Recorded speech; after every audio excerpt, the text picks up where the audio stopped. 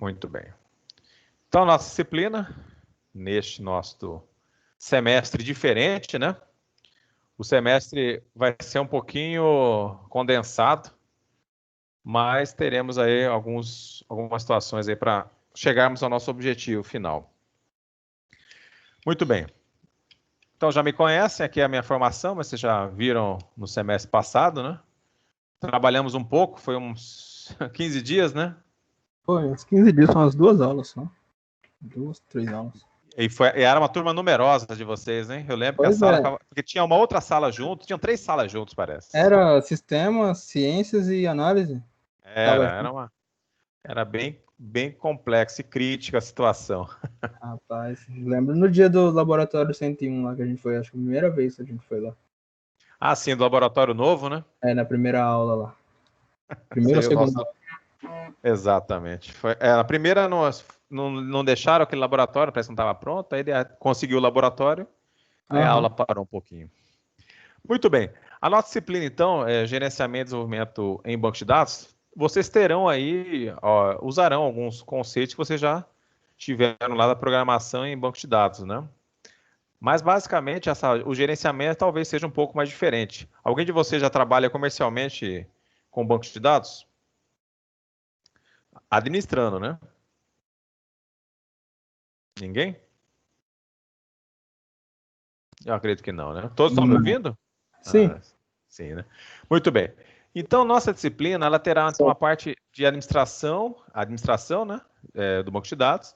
Veremos algumas ferramentas, né? Então, ela estará distribuída nessas 4 unidades de ensino: administração de banco de dados, segurança de banco de dados, recursos avançados em banco de dados e fundamentos de banco de dados não convencionais.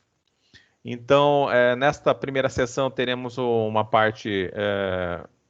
estaremos mexendo nessa primeira unidade com o banco de dados MySQL, com o JMeter, que é um medidor aí de processos, e testaremos a performance de uma aplicação de um banco de dados. E também estaremos trabalhando com o SQL Server, tá? Nesta sessão aqui. Nesta outra sessão, ficaremos mesclando um pouco com o banco de dados MySQL, né? Algumas questões bem pontuais do SQL Server, tá? Na parte de segurança. Recursos avançados, aqui nós temos uma parte de estaremos mexendo com a Azure, que é o banco de dados em nuvem, tá? Então, também mexeremos com ele, criaremos uma conta e vocês farão acesso ao Azure.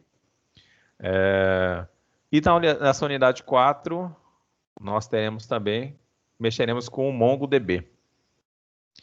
No semestre passado, vocês deixaram o SQL instalado, MySQL instalado no computador de vocês? Como é que foi a aula prática da disciplina de programação em banco de dados? Ele pediu para instalar o SQL Workbench também. Workbench, né? Vocês instalaram completo o motor do banco de dados? Permanece instalado no computador de vocês? Vocês lembram a senha do administrador? No meu caso, não. O meu computador quebrou antes de eu conseguir fazer nada. Eu estava no concerto, aí não instalei nada. O meu também não, foi instalado. Muito bem. Mas aí hoje poderemos instalar? Como é que está a situação atual aí? O computador suporta? Acho que sim.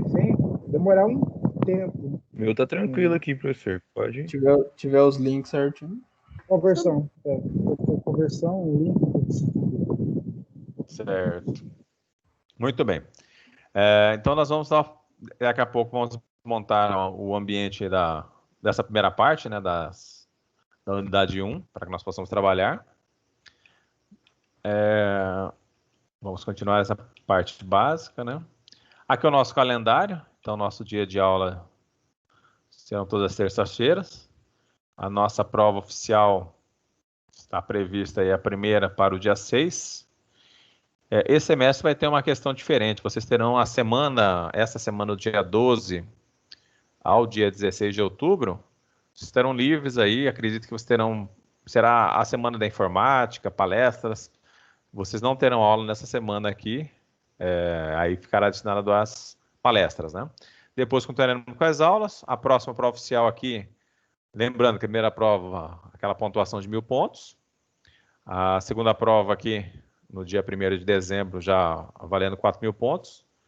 temos a segunda chamada, a previsão dela, na verdade, vai ter que ser no dia 7, que está previsto no dia 7.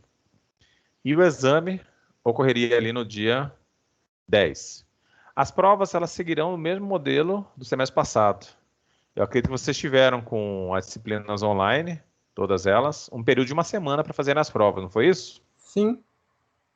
Então, a princípio não haverá nenhuma mudança quanto a isso. As provas, você chegar de estar cursando alguma disciplina que fosse interativa? Sim, e a gente tem duas.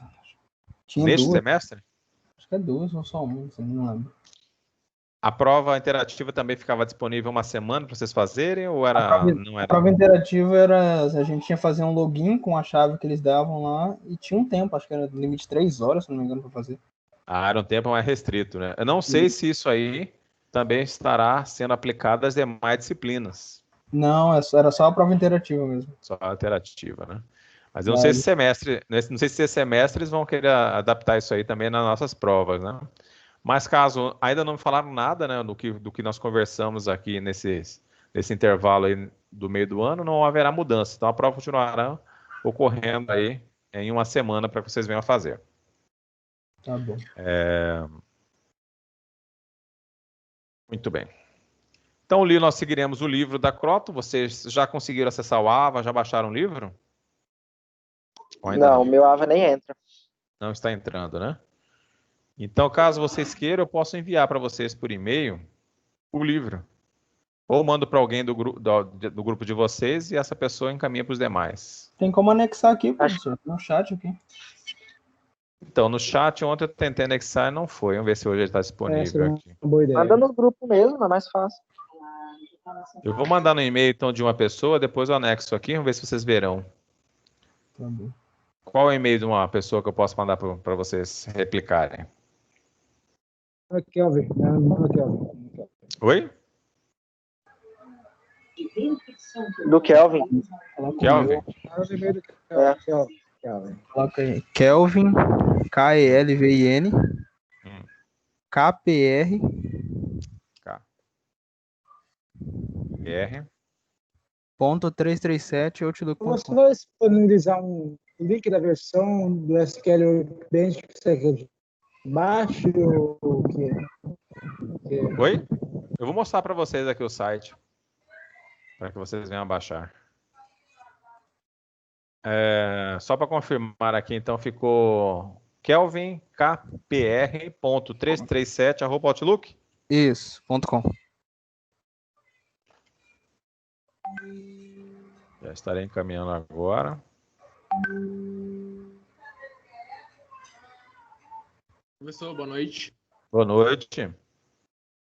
Eu acho que eu não peguei o início quando você estava repassando as informações aí. Sim. A respeito de como que vai ser a matéria. Acho que eu peguei um pouco quando Sim. você estava falando a respeito dos MySQL, do gerenciador Sim. SQL, Na verdade, eu estava mostrando aqui o conteúdo programático, né? Então, aí eu queria ver aí, basicamente, essa matéria vai ser uma parte de introdução, a gente vai ver superficialmente a parte de banco de dados ou a gente vai mais adentro? Então, essa questão superficialmente que eu não... em questões práticas, né? O que nós faremos aqui? Porque a questão talvez superficial ou não, mas vocês estarão usando MySQL, né?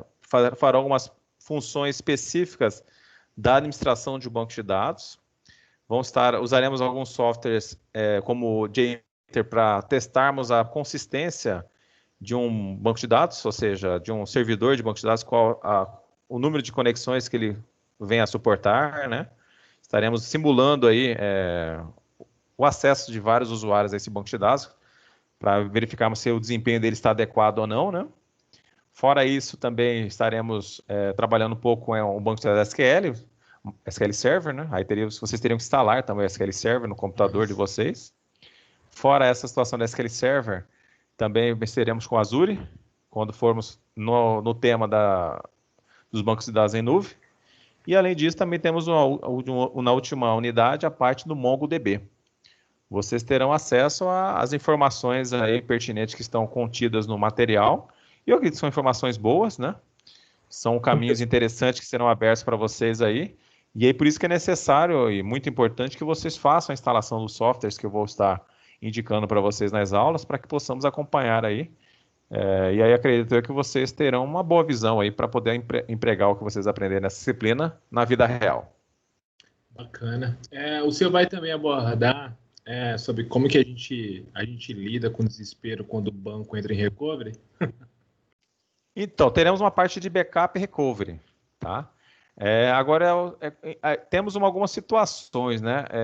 O recovery, todo backup, para que ele tenha utilidade, ele tem que ser testado, né? Aham. Quando um arquivo está corrompido, com algum defeito, ou o backup não foi feito de forma completa, a restauração ela ficará vinculada apenas ao que foi feito de backup, né? Então, nesse contexto, recuperação de dados, quando a gente menciona termos um backup e ele está corrompido, é uma situação mais difícil, né? Aí temos que, existem alguns tipos de recovery, alguns bancos de dados, por exemplo, o Oracle, ele tem o log dele transacional, é bem interessante, mesmo que você venha perder o backup, você consegue restaurar o banco via o log de transações dele. O MySQL, nesse contexto, na parte de log, talvez não seja tão cheio de recursos como o Oracle, né? Mas a questão principal, qualquer tipo de backup tem que ter alguém que teste se o backup está ou não sendo feito de forma adequada, né? Porque realmente depois de ter uma catástrofe ou um defeito de hardware, talvez até para recuperar informações ele tem que se contratar empresas especializadas em recuperação de dados de hardware, né? Não sei se era esse o contexto que você estava imaginando, mas basicamente para não ter surpresa no recovery, tem que fazer o backup e testá-lo, né? Ver se ele foi bem feito e aí disso ir armazenando. Lembrei que há um tempo atrás, quando eu estava iniciando na empresa, eu tinha que replicar um backup de um banco, né, de dados de um cliente, e eu tinha que basicamente criar um backup que era uma base de homologação. Você tem a base de produção, você tem a base de homologação que você testa o que sobe na sprint, né, na aplicação no banco, antes de ir definitivamente para a produção do cliente, né? Certo. E tem uma opção no SQL Server lá, quando você faz o backup, que ele é tail log backup, alguma coisa assim. Da onde? No SQL Server? A parte de fazer o backup. É tail log, alguma coisa assim. E se você.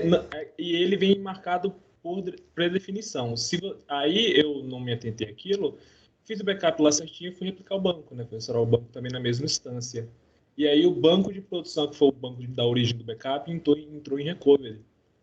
E aí eu fiquei desesperado, e aí eu fui começar a andar meus passos que eu tinha feito, e eu olhei lá e vi que tinha essa marcação. Ele diz assim, ó, que se você fizer o backup do banco e você restaurar na mesma instância, ele pega o banco de origem e deixa em modo recovery. E aí sim. você tem que desmarcar aquilo ali para que isso aconteça. Mas, cara, só cagaço. Não, imagino. Realmente, um prejuízo no banco de dados de uma empresa é uma situação muito complexa, né? Que, dependendo da situação, pode até ter questões criminais até, né? Não, Dependendo sim. da situação que for, se você perder ali. Então, é uma questão muito séria, né? Então, a questão do backup, da restauração e essa parte também de estar deixando o banco de produção isolado, qualquer tipo de teste que venha a ser feito, também é muito importante. No SQL Server tem o backup incremental, né? E o completo. Aí esses itens também, o incremental, ele vai pegando faixas de movimentos e criando arquivos. Só que o incremental, se você esquecer de restaurar um dos itens na sequência, ele pode trazer dor de cabeça, né? Ele pula, Então aí, nessas estratégias é bom, talvez, fazer a estratégia de ter os incrementais, mas ter um completo. Mas qualquer tipo de falha que o banco de dados pare de funcionar, dificilmente você vai ter assim os últimos dados, né, restaurados de forma plena. Aí fica realmente a critério da segurança do banco de dados. O banco de dados em si ter os recursos de log dele, para caso haja um imprevisto, uma falha, ele consiga se restabelecer. O bom também, se for um banco de dados crítico, você trabalhar em cluster, trabalhar em 2 servidores, né, replicando dados. Tem muito do termo delay do backup, né? Que é tipo, você tem um backup, beleza, mas de quanto tempo? Quando foi que ele foi tirado, né? E aí, se for de 10 minutos, mesmo sendo 10, 5 minutos, alguém pode ter inserido uma informação lá que, tipo, uou, cara... Exatamente. Dependendo da empresa, 10 minutos é muita coisa avançada. Muita coisa. Então, realmente, isso aí, por isso que muitas vezes, aí a gente procura em alguns momentos bancos de dados mais consistentes, que tenham rotinas de log dele interna, para que ele possa, havendo um crash aí, um defeito, né, ele consiga se restaurar. Tendo o recurso ali do DBA, restaurar views logs transacionais, né? Eu tive um problema também num banco de dados que veio a dar o defeito na storage, ele rodava na storage, deu defeito, o backup, nesse momento, era um backup que tinha rodado no período da manhã, então perderam o dia todo, mas consegui recuperar até o último momento, a última transação salva, via o log transacional, né, do banco de dados Oracle. Mas são situações que, quando a gente tem essa perda, a gente vê a importância, né, do backup e de testá-lo também, né? Positivo. Somente, eu só vou escrever aqui o e-mail que estou mandando o livro.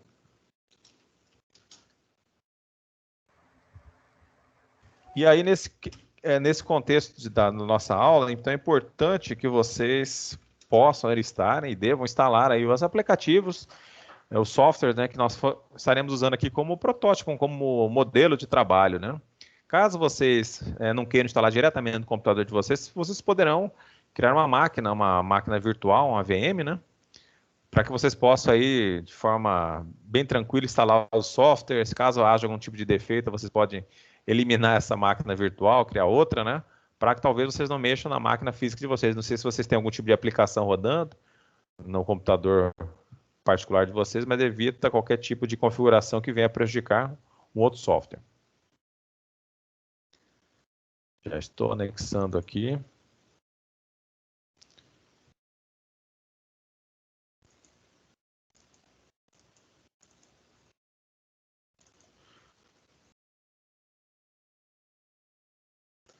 Então já está no e-mail aí, Kevin. Se você puder olhar aí, você já verá. Então, voltando aqui, então nosso calendário será esse calendário que estaremos seguindo para a nossa disciplina. Contemplaremos aí, então, até caso vocês tenham interesse em terminar mais cedo, dia 4 aí de dezembro vocês estarão livres. Ou ainda teremos essas provas aqui de segunda chamada aí, exame. Quanto à questão da avaliação continuada, acho que vocês já devem estar sabendo como funciona, já estamos aí há 1 ano e meio com essa metodologia de avaliação. Acredito que a nossa disciplina será nível 2. Quando a gente fala nível 2, vocês terão aí que alcançar 2.500 pontos na soma das duas provas, sendo que a primeira prova valerá 1.000 pontos e a segunda 4.000 pontos. Somando as duas, 2.500 para vocês terem a aprovação. Eu costumo também passar atividades, que serão geralmente atividades práticas e atividades teóricas, basicamente do material de vocês. Então, o que está disponível já no livro, aqueles questionários do livro, eu vou também pedir para que vocês respondam. O que está no AVA também vai ser passado para vocês fazerem, e mais ainda, algumas atividades práticas que passaremos. Essas atividades práticas estarão somando aqui as atividades em sala de aula. Lembrando que o primeiro bimestre teremos 1.000 pontos dessas atividades em sala, e no segundo bimestre, mais 1.500 pontos. A partir, então, já da próxima aula, acredito eu, já estaremos já com essas atividades para vocês enviarem, e a gente está computando essas pontuações para vocês. A ideia, então, é que vocês estejam construindo a pontuação gradativamente conforme as atividades, conforme envio das atividades. Lembrando também que vocês devem fazer as atividades virtuais, que são no AVA, e as atividades transversais, que entra aí o ED, né, o desafio nota máxima. Vocês fazem desafio nota máxima? Sim ou não? Sim. Ah, perfeito. Isso daí também não podemos perder e desenvolver essas atividades. A atividade desafio nota máxima, né, também vale ponto para vocês, como o ED. E também parece que tínhamos outras atividades aqui, nivelamentos, cursos livres, o canal Conecta. Não sei se vocês já estão cadastrados, mas é bom que vocês façam o cadastro também. Lembrando que a soma dessas atividades tanto as que aqui está falando em sala de aula, mas nosso momento de sala de aula é virtual também, né? Então, tudo que nós fizemos nesse momento de aula síncrona aqui, em que vocês estarão conectados, o que nós fazemos aqui junto com as notas do AVA, junto com essas outras avaliações transversais, somarão a prova de vocês e para aprovação os 7.000 pontos para que vocês consigam a aprovação. Ô, professor, deixa eu perguntar. As aulas elas vão ser assim até o final do ano ou tem alguma previsão de voltar presencial? Muito bem, essa é uma boa pergunta. A previsão, eu acredito o seguinte, para que retorne presencial, eu acredito que só se a vacina já for lançada, né? Sim. E eu acredito que eles estejam aguardando a vacina, para que a vacina para a questão do vírus, né? Eu acho que sem a vacina nós não retornaremos online esse ano, não. Porque eu acho muito difícil, né? Porque assim, a Unic é uma instituição muito grande. Agora Sim. você imagina separar aluno, por exemplo, 12 por 12, eu acho que iria virar muita bagunça. Ah, sim, para você falar que voltando à aula presencial, separar dentro da instituição, né? Porque assim, mesmo se voltar, eu acho que é muito recíproco, porque poderia haver uma infecção novamente, entendeu? De pessoas que têm, vão. Eu acho que poderia virar uma baderna. Sem dúvida. Eu acredito o seguinte, por isso que eu acredito que só com a vacina, tendo a vacina, as aulas voltariam. Eu acredito que as escolas assim, em que eu vejo em Mato Grosso, só retornarão mesmo quando tiver a vacina. E algumas ações estão sendo retornadas. O comércio, né, já voltou bastante ramos de atividades, mas elas têm restrições, né? Sim, E, na realidade, o ambiente virtual aqui é possível trabalhar, né? A gente, estando aqui ao vivo, a gente consegue trabalhar. Por isso que é diferente em outras áreas que não tem como trabalhar remotamente, né? Então, acabaram liberando o comércio. Pelo que eu vi ali, né, assistindo as matérias jornalísticas, vacina provavelmente só em dezembro, novembro, então praticamente vai ser até o final do ano, assim, creio eu. Eu acredito que esse ano vai ser um ano bem atípico, realmente. Eu também acho que vai fechar esse ano, como as previsões da vacina é para dezembro. Sim. Então, dezembro ou novembro. Então, eu acredito que ficará mesmo um ambiente online até o final. Não, beleza. Vocês, então. Obrigado, alguém daqui já pegou o Covid ou ainda não? Não, graças a Deus não. Acho que ninguém pegou, né? Ótimo, vamos aguardar aí que ninguém pega, aguardar a vacina, porque softwares que você falou que, professor. Oi. Professor, os softwares que você falou que tem que baixar, você vai deixar um link ou você tem que mandar o MySQL Workbench em si mesmo? Que versão que você gostaria que eu baixasse? Professor, põe o link lá no, acho que não sei se é Notepad, alguma coisa assim. Tá, só vou aqui, vou compartilhar aqui, vou parar o compartilhamento, vou compartilhar uma outra tela aqui minha. Ah, tá. E nós vamos acessar aqui o ambiente que vocês vão ter que fazer a preparação, tá? Estão vendo aí a interface, a minha interface? Minha tela? Sim. Então, aqui o MySQL, se vocês já puderem, vamos já configurar aqui. Opa, MySQL.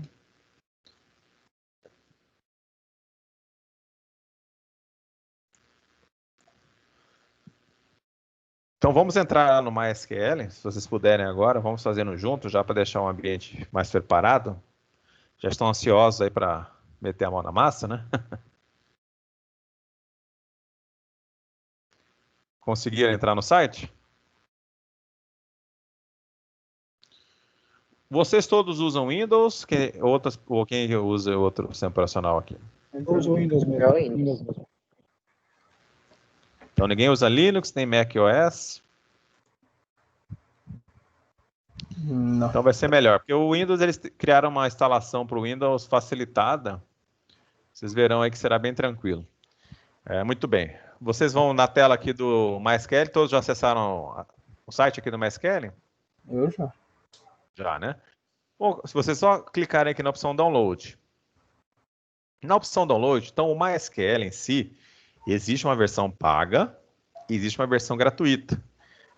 Seria similar ao SQL Server, né? O SQL Server, ele tem uma versão paga e a versão gratuita, que é o Express. Nós mexeremos com o Express. Muito bem. O MySQL, na versão gratuita, ela fica aqui embaixo, ó. Vejam aqui o link, ó. MySQL Community Download, GPL. Esta aqui é a versão gratuita. Então, essa primeira que aparece aqui, MySQL Enterprise Edition, essa edição aqui vocês não vão fazer um download, tá? Que essa aqui seria uma edição trial para vocês usarem. Então, vocês farão o quê? O download desta versão aqui, MySQL Community Download. Clicaram aqui? Sim. Sim. Muito bem. Aqui teremos várias opções para o download, né? Só um pouquinho. Kelvin, você recebeu o e-mail? Sim. Já mandei lá. Ah, já mandou? Já. Então tá jóia. Então aqui nós temos as várias ferramentas que farão parte do nosso MySQL. Nessas várias ferramentas, qualquer uma que vocês escolherem, como vocês estão usando a versão Windows, ele vai baixar o instalador para vocês de todas as versões e todos esses pacotes aqui, né? Nós temos conectores, nós temos o Workbench aqui que nós usaremos também. Temos o MySQL, o servidor mesmo, que é esse Server Community aqui. Então, por exemplo, vamos clicar aqui no MySQL Community Server. Aqui apareceu para mim, ó, select a operação do sistema que eu vou usar, né? Aqui está o Windows, tá? Eu poderia fazer o download apenas dele. Observe que aqui na parte central nós temos MySQL Installer for Windows. Viu aqui a opção? Sim. Então, nessa opção aqui, vocês farão o download desta opção, porque nela nós escolheremos quais ferramentas que desejamos instalar. Então, vamos clicar nesta opção aqui. Quando vocês clicarem nesta opção, ele dará aqui as possibilidades de download. Existe esse primeiro aqui de 24 MB, né, que é um download que você vai baixar o instalador, ele vai continuar baixando os arquivos, ou baixar uma versão mais completa. Ficará a critério de vocês. Eu prefiro já baixar a versão mais completa, essa de 427 MB. Só clicar em download novamente. Quando ele ficar aí nessa outra tela, ele solicita aqui para vocês fazerem um login. Um login aqui para que façam o download. Mas vocês não é obrigatório fazer o login. Então, você pode clicar aqui, ó, no, apenas faça o download. Então, vamos clicar nessa opção. Aí ele vai começar a fazer o download para vocês. Daqui um minutinho embaixo. Aqui o meu tá 2 minutinhos. De vocês já terminaram o download? Ah, ainda não. É um minuto. Ainda não? Vou falar a verdade. Alguém tem alguma dúvida? Muito boa, não. Vai demorar. Oi? Eu também vai demorar. Vai demorar um pouco? Tá bom.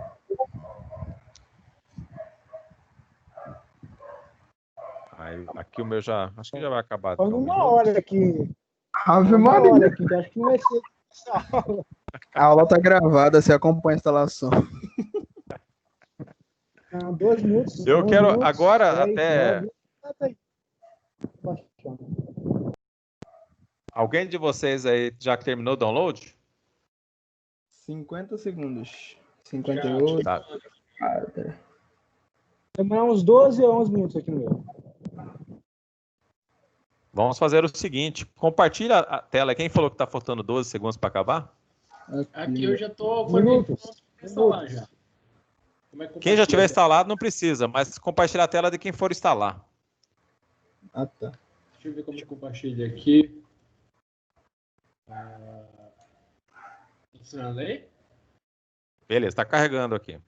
Que é o seguinte, como já está instalado no meu, vamos seguir a instalação aqui do colega que terminou o download.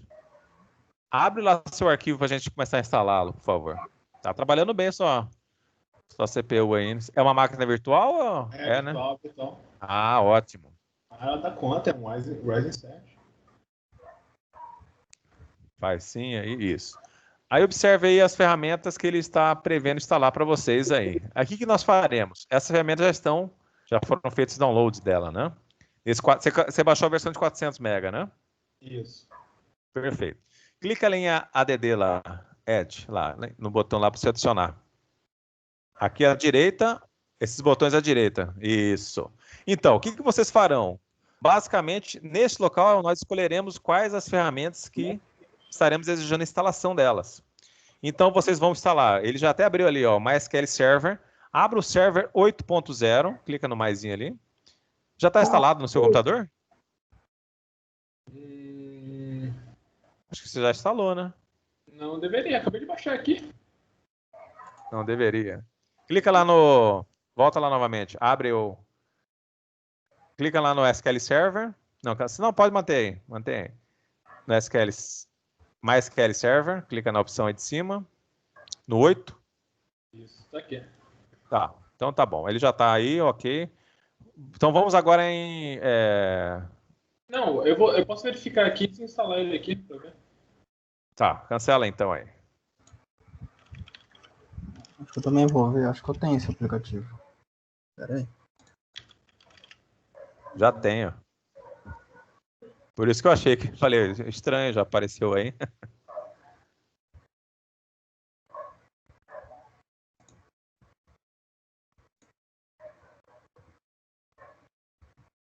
Fecha aí, cancela.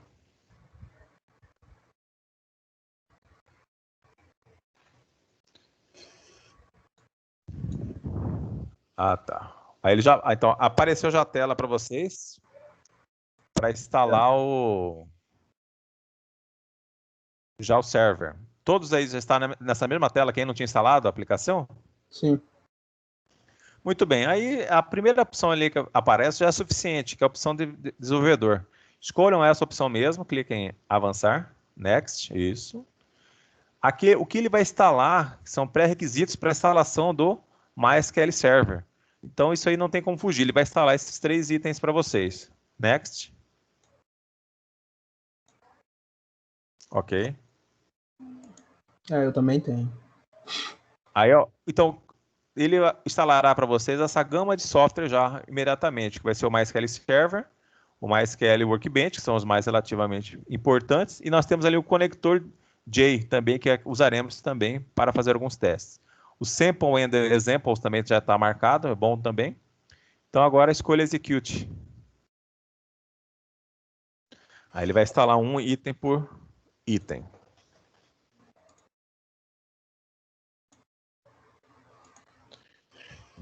Todos estão conseguindo seguir? Sim. Tô baixando ainda, então. Ah, tudo bem. Acontece. As nossas aulas, como estamos gravando aqui, eu costumo publicá-las no YouTube e deixar o link no APA para vocês assistirem depois. Não sei se era assim que os outros professores faziam. Sim. Era. Alguns sim, alguns não. Após a instalação, então, seguiríamos ali para configurar a senha principalmente a senha do MySQL, né? Vou deixar a senha root aí para trabalharmos melhor. Alguém já teve acesso ao livro, leu alguma questão da nossa disciplina? Você acabou de mandar o livro aqui e eu não estava conseguindo acessar o AVA até agora. Ah, não estava, né? Então tá, joia.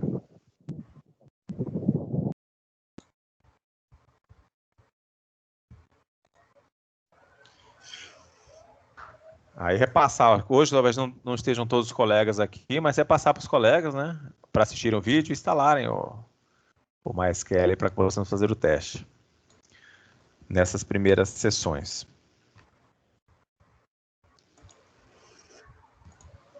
Demorando um pouquinho Além mais. do MySQL, tem uma outra ou tem outra versão Sim. também? Sim, mas aí nós instalaremos depois o SQL Server. Mas por enquanto não, vamos focar no MySQL, que vai vir um outro software daqui a pouco para vocês instalarem também. Eu vou passar a tarefinha depois.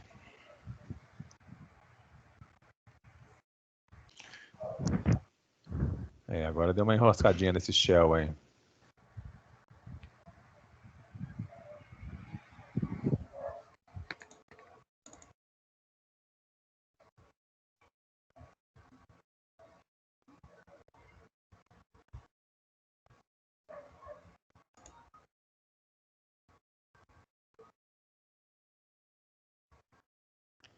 Pronto. Feito? Agora sim, vamos clicar em Next. Então, já foram instalados os pacotes básicos que usaremos, né? Clique em Next. Ele está mencionando que ele vai ter que configurar o MySQL Server, o router e o Sample and Examples. Ok, Next. Usaremos essa versão mesmo, standalone, MySQL Server. Então, Next. Essa configuração também não mexeremos. A porta será a 3306, continuamos com essa porta, avance. Agora a questão do password, vamos avançar. Agora coloque em root aí. Escreva, porque o usuário administrador do MySQL é o root. Então, ROOT, digita aí, por favor. ROOT, isso. Aí ficará a critério de vocês. Mantendo essa mesma senha, a gente conseguirá conversar o mesmo idioma aqui, né? Mesmo sendo fácil, é só para a gente usar agora no momento. Clique em Next. O serviço do Windows, o nome dele será MySQL 80. Então, caso vocês queiram entrar no serviço do Windows, vocês verão esse serviço ativo. Clique em Next. Então, agora ele vai testar se o serviço, ele vai conseguir estabelecer o serviço, ativá-lo. Então, clique em Execute, ele vai testar o serviço. Configurar o serviço, inicializá-lo, né? Para deixá-lo ativo. Já deve ter uma mensagem para você que o serviço foi ativo, né? Apareceu aí no canto. Finish. Ah lá, o serviço está rodando agora no momento. Então, configurado, vamos passar para o próximo, Next. Aqui vamos passar apenas Next, não temos o que fazer muito aqui nesse sentido. E o Sample, ele também vai executar o script para criar um banco de dados de exemplos. Pode clicar em Next. Aí ele pede para confirmar a senha de root, então digite root aí novamente. Check, isso. Execute. Tá rodando os scripts para criar o banco. Protótipo feito. Terminado. Next. Muito bem. Pode clicar em Finish. Vai abrir o Workbench para você. Aqui é a parte de administração, você pode fechar. Aí o Workbench já está disponível. Aí para vocês conectarem é aqui no local instance. Muito bem, é só digitar a senha aí agora.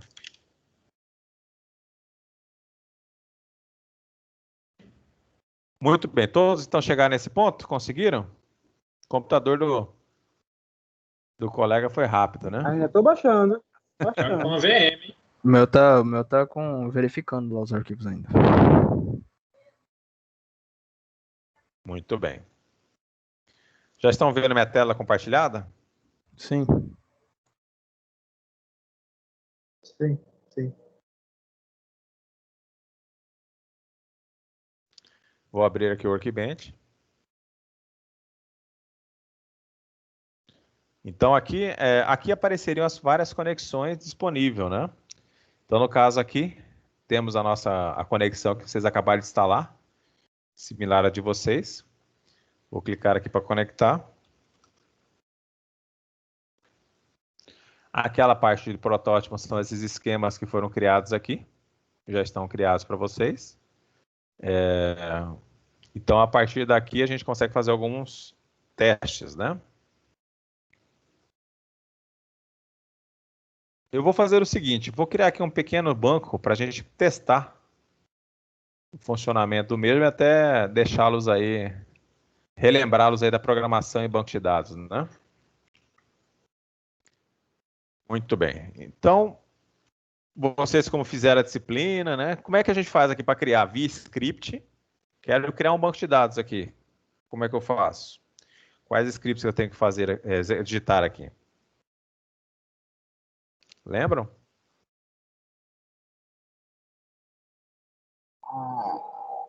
Uma questão de lembrar, acho que Oi? fez. Acho que fez. Então, só vou relembrá-los aqui, né? Nós vamos usar o create database. Vamos criar um banco de dados aqui. Gerenciamento, desenvolvimento em banco de dados. Criei com a sigla. Coloquei um ponto e vírgula aqui. Então, create database GDBD. Esse será o nosso banco de dados. Aí eu seleciono o que eu digitei do código, mando executar. Aqui do lado, o meu não apareceu, mas se eu clicar aqui para dar um refresh, lá, apareceu o banco de dados. Muito bem. Então, primeira coisa, criamos um banco. Está instalado o serviço, funcionando. Podemos agora, inclusive, criamos esse nosso banco, podemos agora, eu quero criar uma tabela dentro desse banco. Aí nós temos aqui um comando aqui para eu setar que eu quero usar aqui, o banco de dados GDBD. Qual o comando que eu uso para setá-lo? Que eu quero criar a tabela neste banco. Lembram? Acho que não, né? Vamos lá. Use GDBD. Então, por esse comando aqui, vou avisar que eu quero usar esse banco. Observem, quando eu digitei aqui o comando, executei o script, aqui, neste meu lado esquerdo, apareceu ele em negrito e logo abaixo apareceram as tables, views, stored procedure, function, o que tiver disponível para esse banco de dados. Outra situação que os comandos estão sendo feitos de forma adequada, aqui embaixo vocês terão a informação, olha lá, verdinho, indicando que foi criado aí com sucesso. Aliás, de criar o banco com sucesso, e eu deixei ele em uso também. Então está avisando aqui que esse meu banco de dados já está em uso. Vamos criar uma pequena tabela aqui. Criar uma tabela para que nós possamos utilizar essa tabela aqui como um protótipo aqui. Então lá, create table. Defino o nome do que eu quero usar para minha tabela. Vou criar uma tabela chamada cadastro. Vou colocar aqui a chave primária, né? Vou definir aqui um ID. Vai ser do tipo inteiro. Será autoincremento. E vai ser a chave primária. Marquei. Vou lançar outros campos aqui. Nome, um varchar de 60.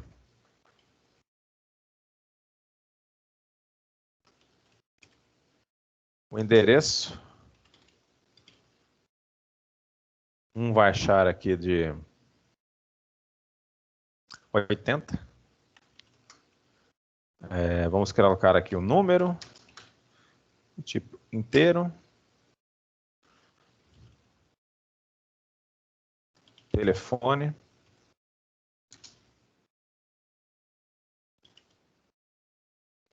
Varchar de 15. Vou colocar um e-mail aqui. Varchar de 80.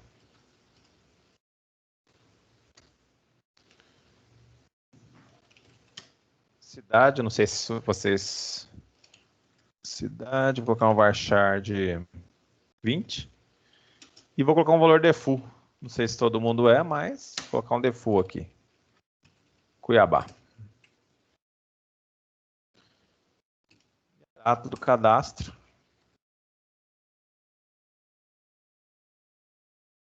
Date time.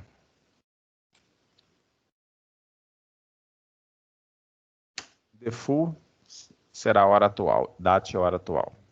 Fechou aqui. Muito bem. Está pronto aqui essa tabela, na criação dessa tabela. Seleciono o código, executo, olha lá, criou com sucesso a tabela, e eu já posso fazer um select nela, verificar se realmente ela está ali disponível.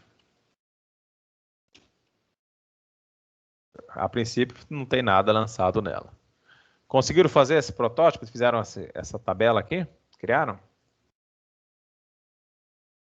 Olha, não, porque agora está começando a instalar e estou esperando o vídeo se configurar aqui. Então, tudo bem.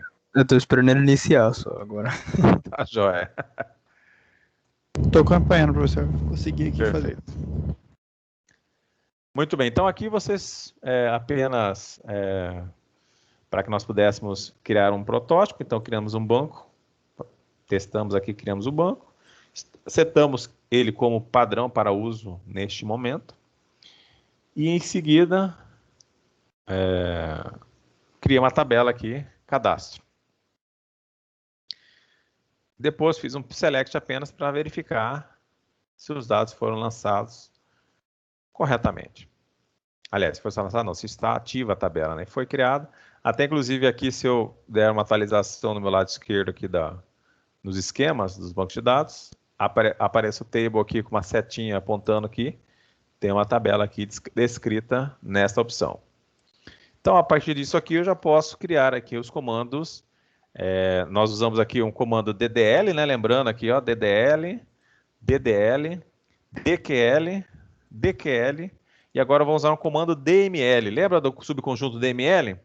Então, aqui nós vamos usar o quê? O insert, int, cadastro. Aí eu posso fazer aqui nome,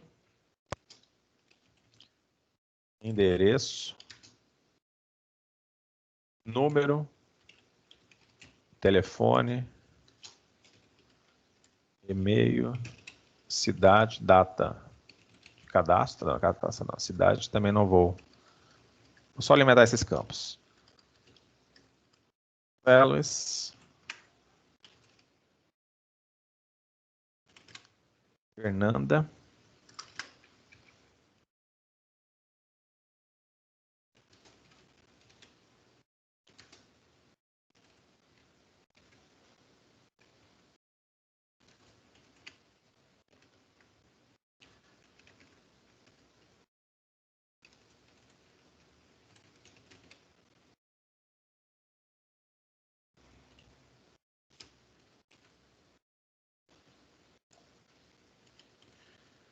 Fiz aqui um insert apenas para relembrá-los aí. Executei. Deu um errinho. Ele falou que o e-mail... Ah, tá. Eu escrevi o e-mail errado aqui. Vamos fazer o seguinte.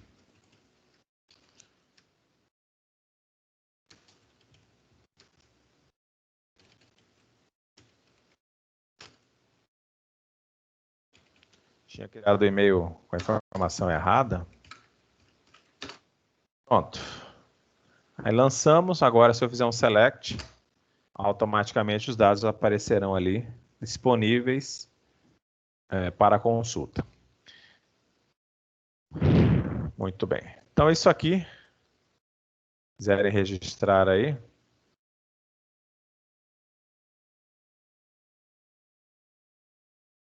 Então, apenas para um pequeno teste aí, relembrando alguns comandos para vocês.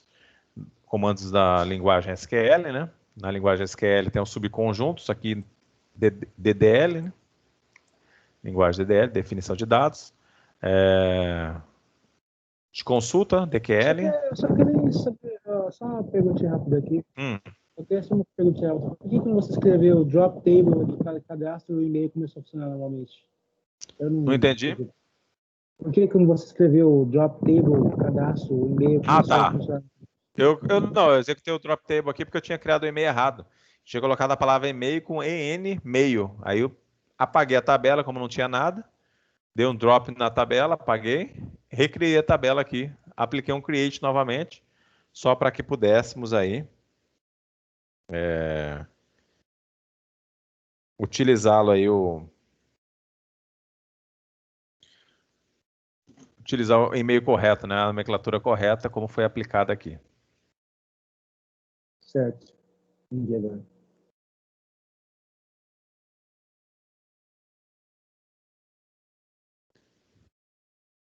Muito bem. Enquanto o pessoal ainda está por aí, terminando a instalação, né?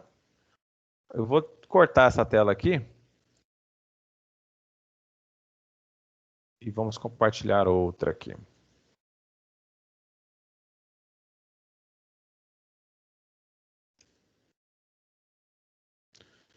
Então, aquela questão da apresentação já fizemos, já viram nossa disciplina, né? Viram o conteúdo dela.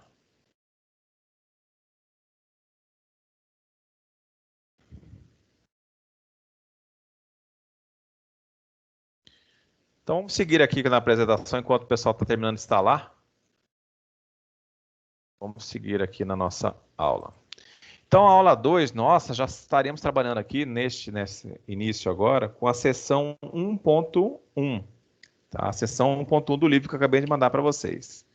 Nessa seção 1.1, então, é tratado o assunto, basicamente, de alguns conceitos da introdução do banco de dados.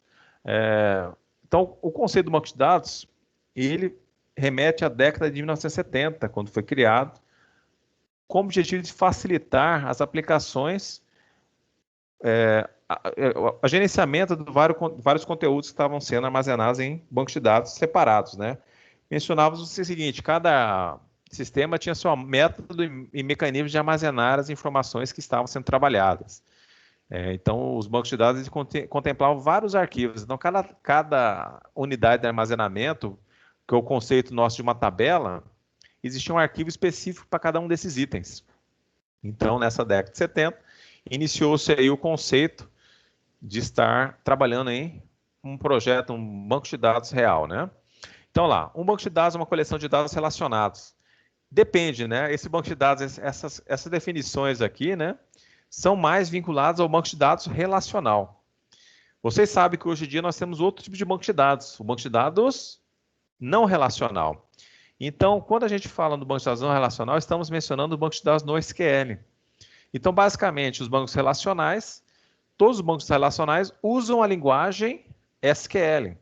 E quando a gente fala banco de dados relacional, existe o conceito de integridade de chaves, né? Existe o relacionamento de uma chave primária, de uma tabela com outra. Então, a chave primária de uma tabela, quando relaciona-se com outra tabela, temos o nome dela de chave estrangeira.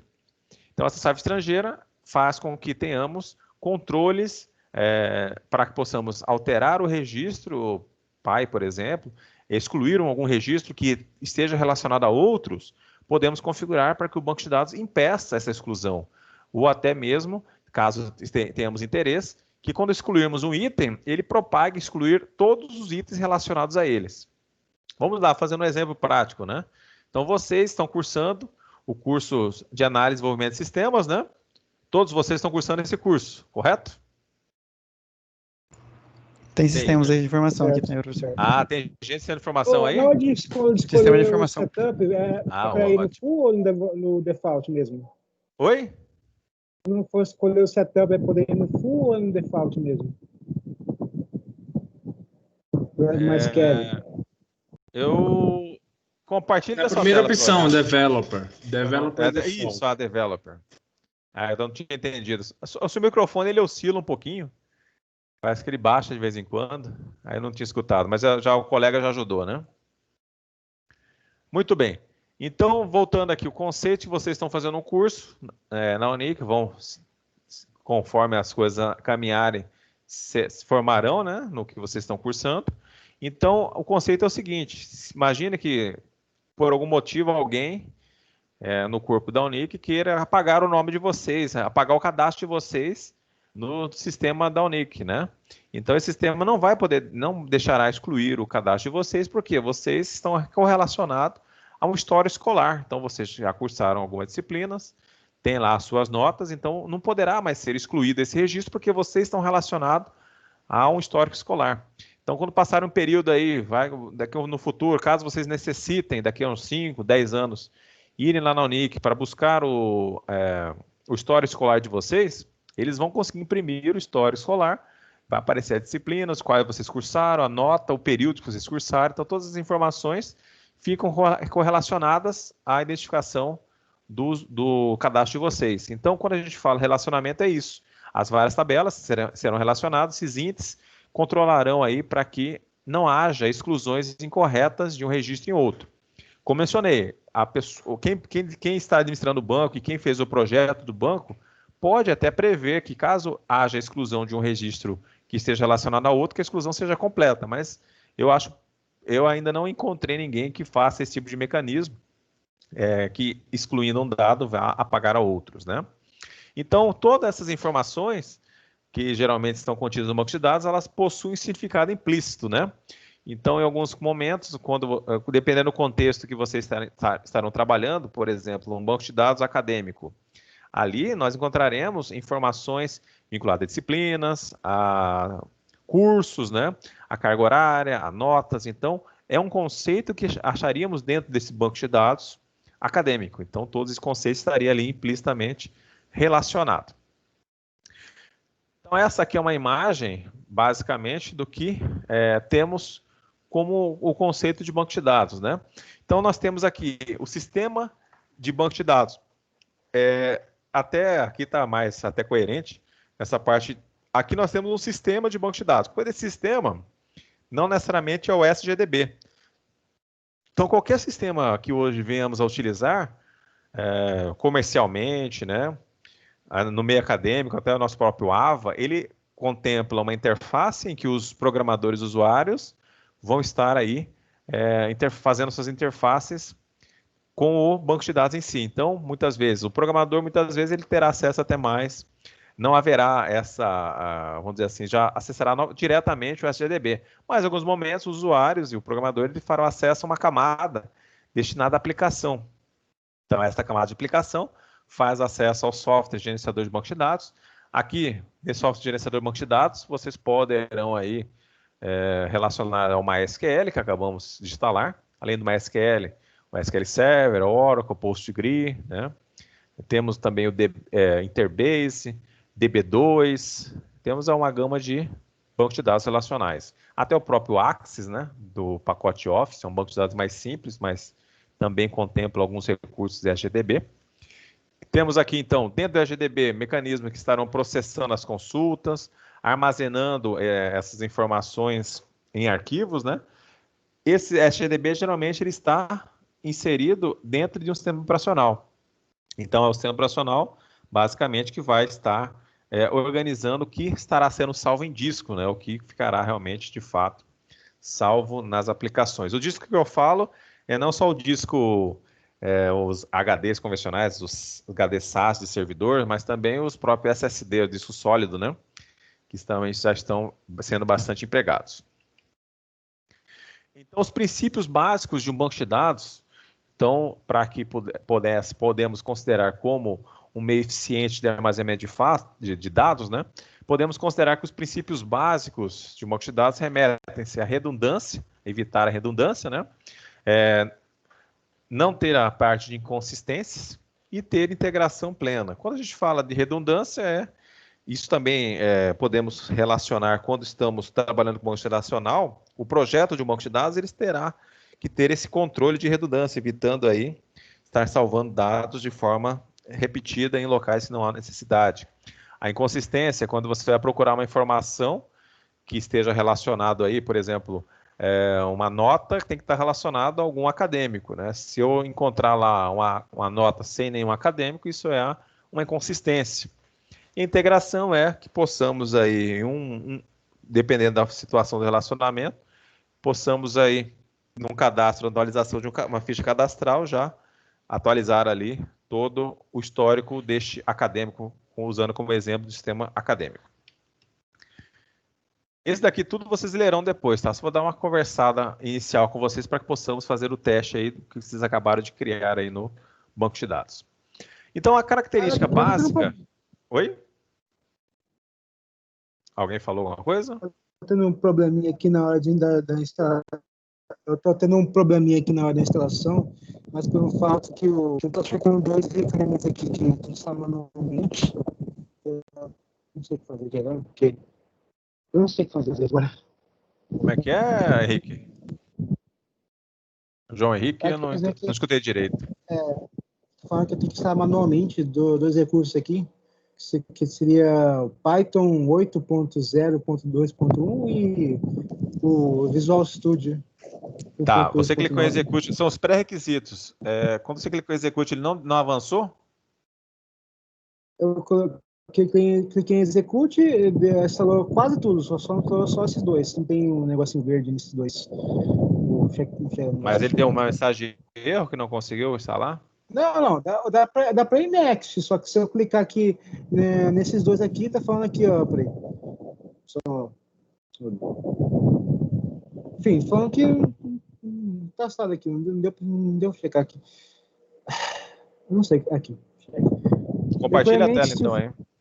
Eu tô usando o Teams no meu celular. Ah, no seu celular?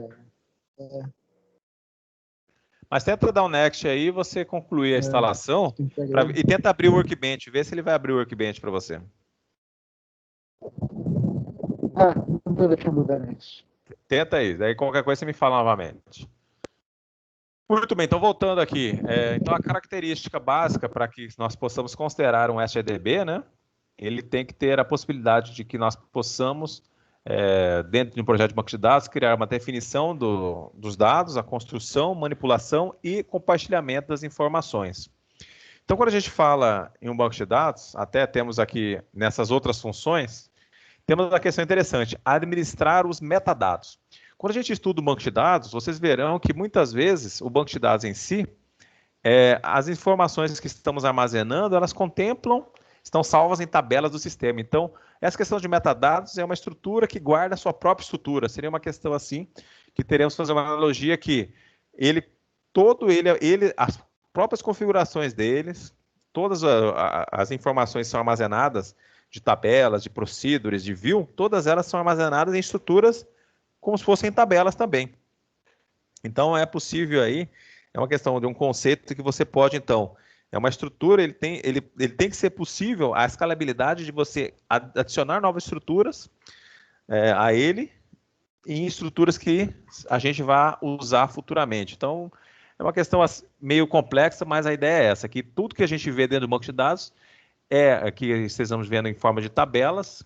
Quando a gente cria uma tabela, ela guarda essa tabela dentro de uma outra tabela dentro do banco de dados. Então, é uma estrutura que guarda ali outras estruturas internas. Uma outra questão importante também é proporcionar a atomicidade de transações. Esse proporcionar a atomicidade de transações é equivalente ao seguinte: quando você vai no caixa eletrônico e começa lá a fazer o saque de algum recurso ou pagamento de uma conta, essa atomicidade de transação é a seguinte: enquanto você não concluir o seu saque ali, ninguém vai interferir em sua transação inicialmente, né?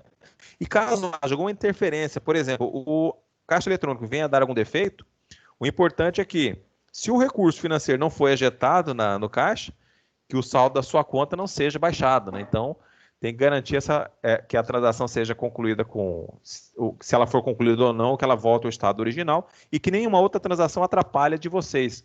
Ou seja, que outra pessoa sacando não tenha sacar recurso da sua conta, né? Que ele faça ali, delimite cada uma das suas possibilidades.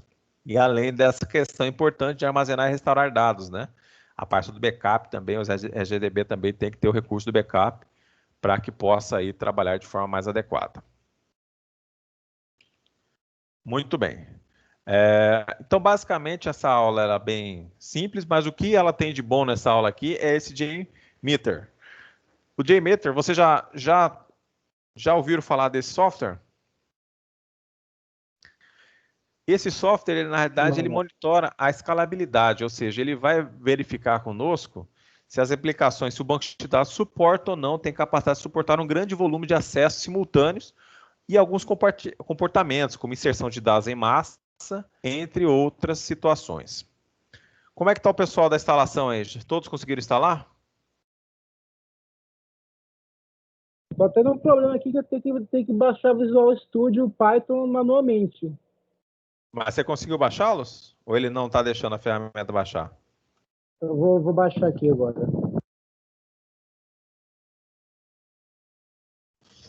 Você não precisa baixar não, tá? Você pode ali da Nest, da Yes, que ele vai instalar mesmo assim, sem eles. Exatamente.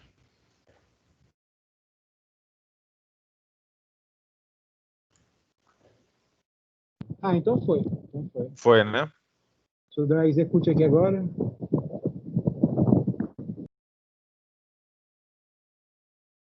Muito bem. Então vamos agora na internet. Vocês vão digitar aí JMeter.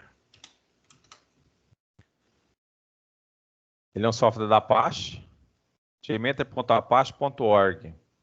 Então esse software aqui serve então para que nós testemos acessos, né, maciços, né, no banco de dados para verificar, assegurar que o nosso banco de dados tem a capacidade de suportar o volume de acesso.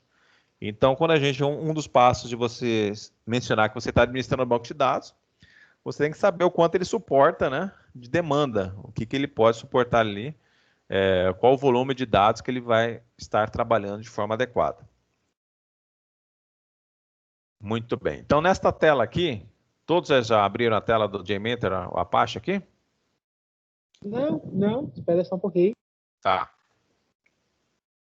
Professor, deu um Oi. problema na minha internet aqui, que ficou com um sinal vermelho aqui. Só que eu Certo. liguei lá para resolver já. Aí eu vou ter que acompanhar a videoaula depois para instalar Não, os tudo bem. aplicativos. Tudo bem. Então vai ser. Aí eu tô Sempre pelo tem um celular. problema. Tô 4G do celular. Professor. Oi. Alô, quem falou? Quem chamou?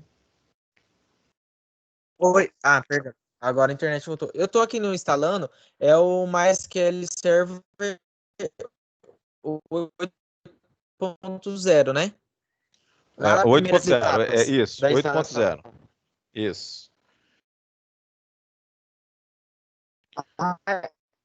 É porque ele tá demorando para executar esse mesmo. Ele tá em 8%. Ah, de vez em quando, depende do hardware, né, do seu computador, o quanto ele suporta. Não sei a configuração que você tem, mas ele pode demorar um pouquinho, né? A instalação.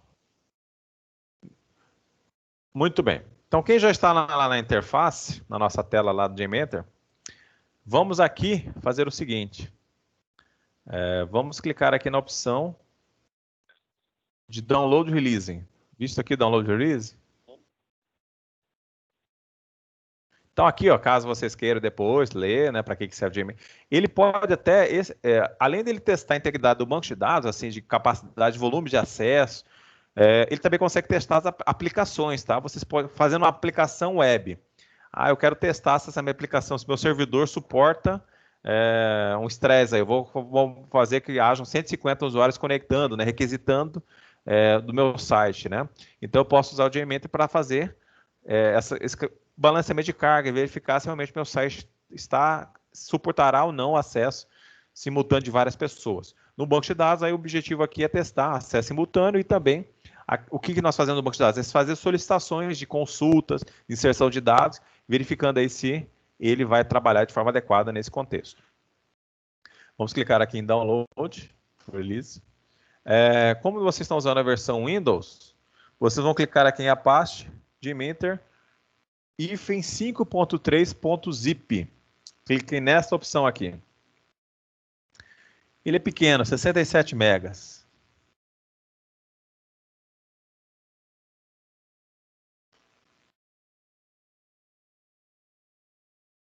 Já acabou o download de vocês?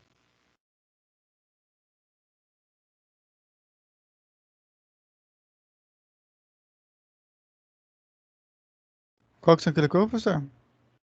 Aqui, ó. Apache, hífen, JMeter, hífen 5.3.zip. Beleza.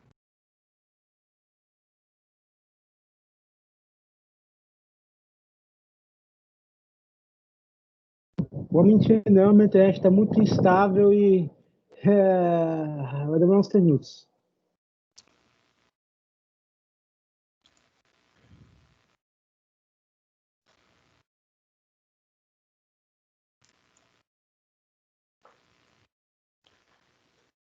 Então aqui já conseguiram fazer o download, né? Copiem, pode copiar o Apache para a área de trabalho de vocês, tá? Na área de trabalho de vocês. Aí vocês podem descompactar esse arquivo aqui na área de trabalho, tá? Clique aqui para descompactar. Alguém chamou? Aqui, Marlon, aqui. Ô, Marlon, pode falar. Tem como se eu voltar lá no navegador lá para ver onde que você fez o download lá? Eu tava mexendo no negócio aqui. Ah, tá, tudo bem. Então aqui, ó, você entrou no site do JMeter, você vai clicar aqui em Download.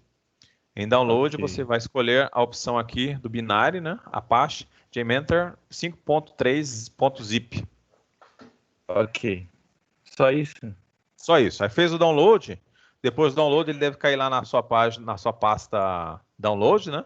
Depois você descompacta ele. Eu copiei na área de trabalho, vai ficar mais fácil. Aqui na área de trabalho mesmo, estou descompactando ele, ó.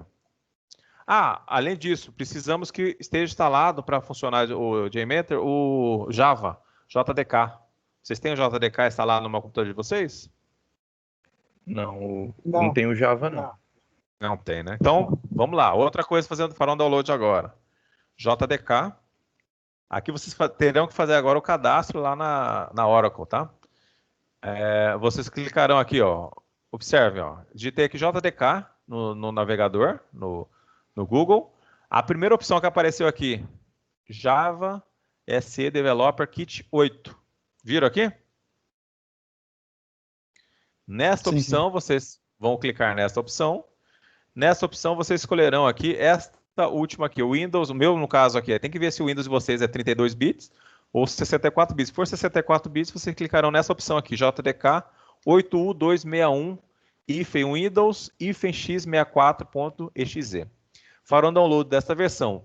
Para fazer o download, vocês terão que se cadastrar na Oracle, tá? É gratuito, mas infelizmente tem que fazer o cadastro lá para fazer o download do JDK.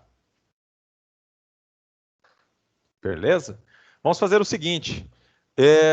Não deu nem para conversar sobre as regras de como estaremos trabalhando, mas eu faço o intervalo, tá? Então, nosso intervalo é agora das 20 horas e 15 minutos. Retornaremos às 20 horas e 45 minutos. Enquanto isso, façam o download do JDK. E também, quem ainda não terminou do JMeter, também façam um download dele. E depois descompactem ele, como eu estou fazendo aqui. Está demorando um pouquinho para descompactar os arquivos, tá? Então, façam isso. E eu retorno aqui a 45 minutos. Eu vou parar a gravação e já retornarei em seguida. Tudo bem? Beleza, professor, vai lá. Beleza? Então tá, já vou dar uma paradinha e depois eu retorno aqui. Ok.